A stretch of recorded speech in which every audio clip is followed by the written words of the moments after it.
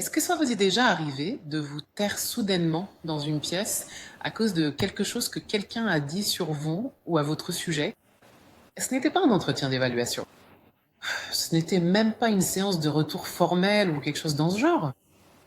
Même pas un conflit ou une grosse confrontation. Juste une petite remarque. Vous voyez ces petites descriptions? Elle est trop agressive. Elle est trop sûre d'elle. Elle parle trop fort. Elle est trop discrète. Elle parle trop. Elle est trop émotive. Je trouve ce genre de remarque vraiment intéressante parce que je vais faire preuve d'indulgence ici. La plupart du temps, ce n'est pas dit avec de mauvaises intentions. Par exemple, il m'arrive de dire à des personnes de mon équipe Oh, t'es très silencieux aujourd'hui. Je le dis pas de façon négative. Vraiment, ce n'est pas le cas. Donc, je pense pas que ce soit dit avec de mauvaises intentions. Vous savez, les gens n'essayent pas forcément de vous blesser. Je pense pas qu'ils essaient de vous rabaisser. Vraiment pas. Mais dans beaucoup de cas, par exemple, dans mon cas, quand je dis que quelqu'un est silencieux, c'est vraiment juste une observation. Peut-être que je m'inquiète un peu. Voyez, j'essaie juste de savoir si tout va bien. Ouais. Même si vous pensez rendre service, ce n'est peut-être pas le cas. Et c'est là que l'intention n'est pas forcément mauvaise. Vous savez, on parle d'absence d'intention parce que parfois, ces remarques restent dans la tête des gens et elles durent plus longtemps que ce que la personne qui les a dites avait imaginé. Et c'est ce que j'entends par absence d'intention. Les absences d'intention, ce sont ces choses que l'on fait ou que l'on dit sans vraiment comprendre les conséquences que ça peut avoir sur l'autre personne. J'ai d'ailleurs un autre épisode sur l'absence d'intention, donc n'hésitez pas à y revenir pour le découvrir. Mais avec le temps, ces signaux peuvent influencer la façon dont les gens se comportent, et souvent d'une manière que nous n'avions pas du tout prévue. Parfois, cela influence même la manière précise dont les gens dirigent, ou vous savez, la façon dont ils choisissent de se comporter en réunion, voire même leur simple présence au travail.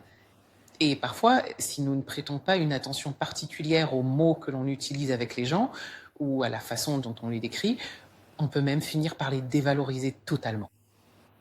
J'y ai beaucoup pensé récemment parce qu'il n'y a pas si longtemps, une amie à moi m'en a parlé, mais elle en a aussi parlé lors d'un discours.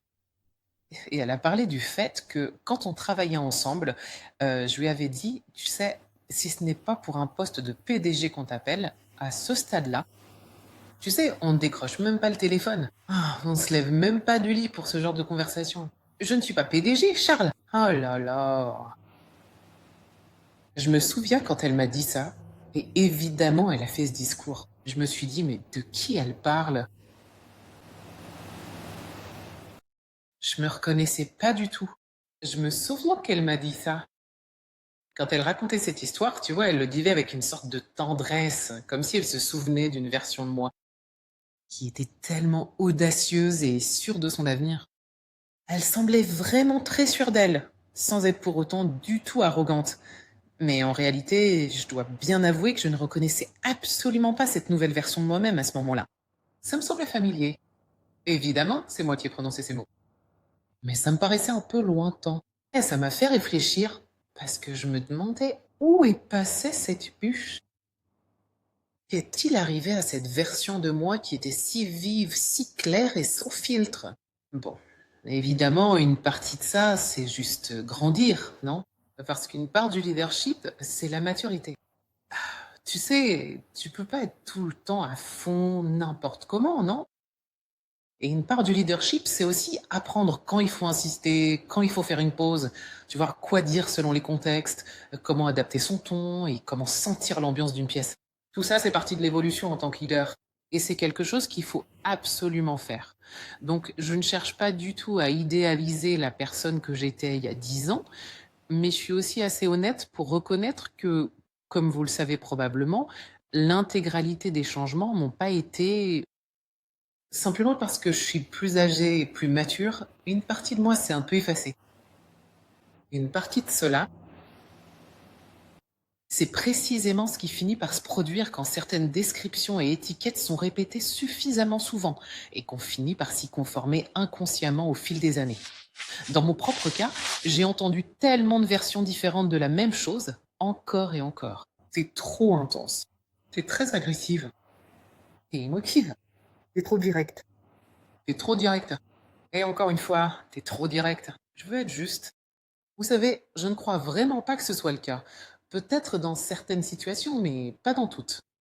Je crois vraiment pas que les gens me disaient ces choses-là pour me blesser ou me faire du mal. Mais c'est justement ce qui rend la chose, je suppose, encore plus dangereuse parce que c'est subtil. Je pense que les gens croyaient vraiment qu'ils m'aidaient. Par exemple, je me souviens, et j'ai peut-être déjà raconté cette histoire, je me souviens avoir été en réunion et avoir eu ce débat autour, vous savez, du budget.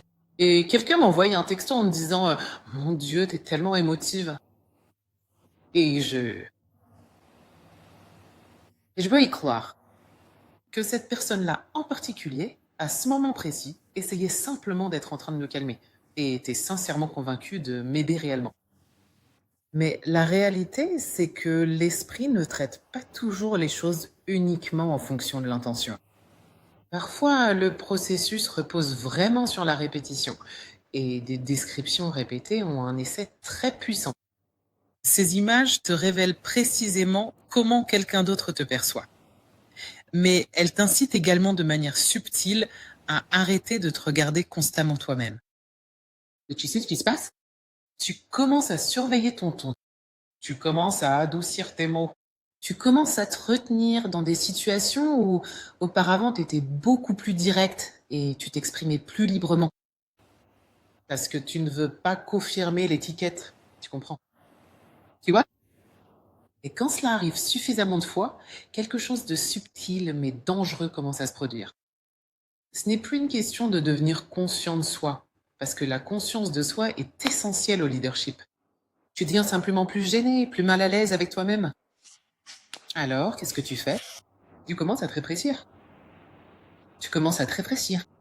La conscience de soi est capable de t'aider à t'améliorer. Cependant, l'autocensure risque de te rendre bien plus petit que tu ne l'es réellement.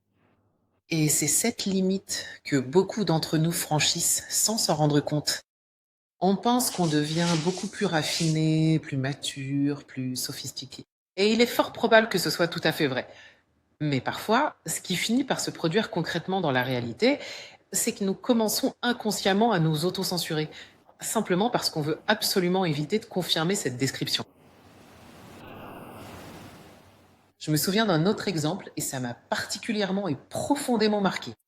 J'étais dans une réunion de direction extrêmement importante et stratégique, il y a de cela de nombreuses années, et j'ai fait une petite remarque pendant la réunion. J'étais entourée par un grand nombre de mes supérieurs hiérarchiques directs, et j'ai fait une remarque pendant la réunion qui, honnêtement, me paraissait alors être tout à fait pertinente et raisonnable. C'était direct, c'était clair.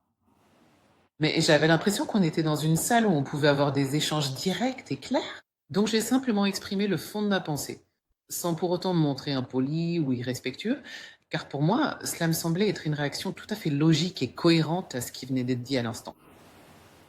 En fait, il s'est rien passé dans la salle. Il n'y a pas eu d'explosion. Personne ne m'a crié dessus dans la salle. Euh, Après, mon téléphone n'a pas arrêté de sonner. Et les messages arrivaient, du genre Ça va, Huche? Pourquoi t'as dit ça? T'avais l'air tellement impoli. Qu'est-ce que tu fais? Oh là là, tu vas trop loin. Et c'est devenu une sorte de légende. Je plaisante pas, hein. Pendant le reste de la journée et même de la semaine, les gens n'arrêtaient pas de raconter l'histoire. Je me reconnaissais même pas dans cette histoire pour être tout à fait honnête. Et je me disais, bon, ce n'est pas ce que je voulais dire. Je répondais simplement et je donnais ce qui me semblait être une réponse logique. Mais ce que j'avais l'intention de dire et ce qui a été compris, ce n'était clairement pas la même chose. Et ça aussi, ça fait partie du leadership. Ce n'est pas seulement ce que vous dites, mais aussi la façon dont ce que vous dites est reçu. Mais voici la partie qui compte le plus pour moi aujourd'hui. Après cette expérience, laissez-moi vous dire. Je me suis tue, vous savez, tout le monde se met en sourdine. Je me suis alors complètement mise en sourdine. Je n'ai plus du tout parlé durant une période de presque une année entière, que ce soit dans les forums publics ou lors des réunions stratégiques. Je restais totalement muette.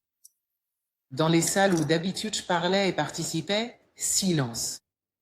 Mais si vous me connaissez, ce n'est pas du tout mon genre. Je ne disais rien. Je parlais très peu. Et je ne suis vraiment pas du tout quelqu'un de discret. Pas du tout, vous voyez. Mais j'en étais arrivée à un point où je me disais, clairement, quand je parle, ça ne passe pas. Les gens sont vexés quand je dis des choses. Donc peut-être que la chose la plus sûre à faire, c'est d'en dire moins. En dire un peu moins. D'ailleurs, soit dit en passant, absolument personne ne m'a jamais dit de disparaître. Non, personne ne m'a jamais dit de disparaître. C'est bien ça le problème, non? Parce que personne ne m'a prise à part pour me dire, ma chère, disparais un moment.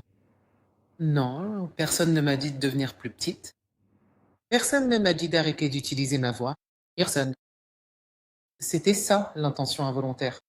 Les réactions répétées, les étiquettes, la façon dont cette histoire a explosé comme si c'était un film, tout ça m'a appris cela. La version la plus sûre du leadership, pour moi, à ce moment précis, c'était le silence. Et je sais que je ne suis pas la seule à qui c'est arrivé. Je pense qu'il y a beaucoup de personnes, surtout dans des postes de direction, surtout des gens avec une forte présence, de fortes convictions, une énergie puissante, qui sont bruyants, expansifs, vous voyez, ont lentement fait ça à eux-mêmes. C'est-à-dire qu'ils commencent à se taire eux-mêmes parce que les mots les rongent petit à petit. Et ce n'est pas parce qu'ils manquent de confiance ou qu'ils sont faibles. C'est juste que les remarques s'accumulent et l'accumulation finit par changer le comportement. Oh là là. Honnêtement, quand je vous dis que je n'ai pas parlé pendant un an, je le pense vraiment. Les gens me demandaient. Donc maintenant, c'était l'inverse. Ouais, et les gens me demandaient, genre, pourquoi tu ne parles plus en réunion? Pourquoi tu es si silencieuse, tu vois? Et en fait, quand on entend quelque chose assez souvent, à la longue, on finit par y réagir, même quand plus personne ne le dit, non? On finit par anticiper les remarques, le poids de l'étiquette, et on s'autocontrôle pour ne pas être étiqueté de cette manière. C'est là qu'on se rend compte que l'étiquette prend beaucoup trop de place dans ta vie parce que tu t'organises autour d'elle. Et c'est ça que je veux que les gens comme moi remarquent. Ce n'est pas parce qu'on s'ajuste qu'on est forcément plus sage. Ce n'est pas parce qu'on s'adoucit qu'on grandit toujours. Ce n'est pas parce qu'on devient plus discret qu'on est forcément plus mature. Parfois, c'est de la maturité. Mais parfois, c'est aussi de la peur. Parfois, c'est une surcorrection. Et ce n'est pas ce qu'on veut. Il ne s'agit pas ici de parler d'authenticité, s'il vous plaît. Vous savez, je pense vraiment qu'on utilise ce mot à toutes les sauces. Cependant, la triste réalité, c'est que si on entend toujours la même chose, on finit inévitablement par se rétrécir soi-même, juste pour éviter d'être mal compris. Le leadership demande de la conscience de soi, c'est certain. Il demande aussi de l'intelligence émotionnelle. Il est absolument primordial de faire très attention à la manière précise dont nos mots sont reçus par les autres. Mais il ne s'agit en aucun cas de disparaître totalement. Et j'ai fini par réaliser que lorsque je suis restée complètement silencieuse durant une année entière, j'ai fini par m'effacer d'une certaine manière moi-même. Les gens ne savaient même plus quoi faire de moi. Parce que c'est quelle version d'Ikash, ça? Mais ça, c'était la conséquence involontaire des mots. Des mots qui, sans doute, n'étaient pas destinés à me blesser ou à me faire du mal. On devrait pouvoir se perfectionner sans renier qui l'on est. On devrait pouvoir ajuster son approche sans perdre sa voix. Votre voix, s'il vous plaît, ne la perdez pas. Et j'aimerais dire quelque chose aux personnes de l'autre côté. Ça me concerne aussi, parce que, souvenez-vous, j'ai commencé en disant que je sais que j'ai des gens qui travaillent dans mon organisation, et je leur dis, par exemple, t'es trop discret. Pourquoi est-ce que je leur dis ça? J'en sais rien. Mais les personnes qui font des remarques, celles qui envoient des messages après la réunion, des messages du genre t'es trop émotive, ces personnes qui, sans vraiment y penser, sans mauvaise intention, décrivent leurs collègues lors de discussions internes comme ceci. Elle est agressive, il est difficile, elle est émotive, il est arrogant et elle en fait trop. Vous pensez peut-être que vous ne faites que décrire un moment, mais à force de répéter ces descriptions, elles finissent par devenir une histoire. Et cette histoire peut vraiment devenir une prison, honnêtement. Vous n'avez peut-être pas l'intention de définir quelqu'un, mais c'est possible. Vous n'avez peut-être pas l'intention de les diminuer, mais c'est peut-être exactement ce que vous faites. Et c'est dans l'accumulation. C'est dans ce que l'autre personne fait de vos mots, bien après que vous les ayez oubliés. Alors, où est-ce que je veux en venir? Je- Reprendre enfin la place qui me revient de droit et recommencer à faire entendre ma propre voix. Parce que tout ça ne correspond absolument pas à ma véritable identité. Et j'ai fini par comprendre que je devais plus jamais accorder une telle importance ou un tel pouvoir destructeur à ces mots. Bien sûr, il me fallait rester extrêmement vigilant quant au lieu précis où je me trouvais et à la façon dont mes messages étaient reçus, mais il n'y a aucune raison valable pour que je me taise durant toute une année entière. Je vais donc me mettre en sourdine à partir de maintenant. Alors, si t'es quelqu'un qui s'est effacé, c'est bien attention. Demande-toi, est-ce simplement moi qui grandis? Est-ce simplement moi qui deviens plus conscient de moi-même? Ou est-ce simplement moi qui deviens plus petit? Et si t'es quelqu'un qui parle à la légère des autres, fais attention toi aussi. Sois attentif. Parce que le leadership ne se résume pas seulement au message que l'on prépare soigneusement à travers un retour formel ou, tu sais, simplement en donnant un peu de coaching à quelqu'un. C'est aussi à propos des remarques en l'air, ces petites réflexions qu'on fait sans réfléchir. Le message après la réunion, la remarque sur le côté, les étiquettes, ces choses circulent, elles restent avec les gens et elles les façonnent. Et oui, c'est vrai, sois particulièrement vigilant à tes propres inattentions. Fais bien attention aux signaux que tu envoies et sois aussi attentif à tous ceux que tu as pu absorber inconsciemment des autres, parce que cette prise de conscience devrait normalement te permettre de t'aiguiser davantage. Elle devrait pas te diminuer. Ouais, c'est ça. Quand on est conscient de soi et qu'on remarque les choses, ça nous rend meilleurs, ça nous rend plus affûtés, ça ne nous fait pas nous replier, ça ne nous réduit pas au silence, ça ne nous rend pas petits. Et le leadership devrait nous inviter à grandir. Le leadership ne devrait jamais attendre de nous que nous disparissions. Merci beaucoup, comme toujours, d'avoir écouté un nouvel épisode de Unintentions. Merci d'avoir écouté le podcast Don't Let the Smile Fool You. J'espère que vous avez trouvé ça vraiment, vraiment intéressant. Mais plus important encore, j'espère que vous souriez toujours. À très bientôt!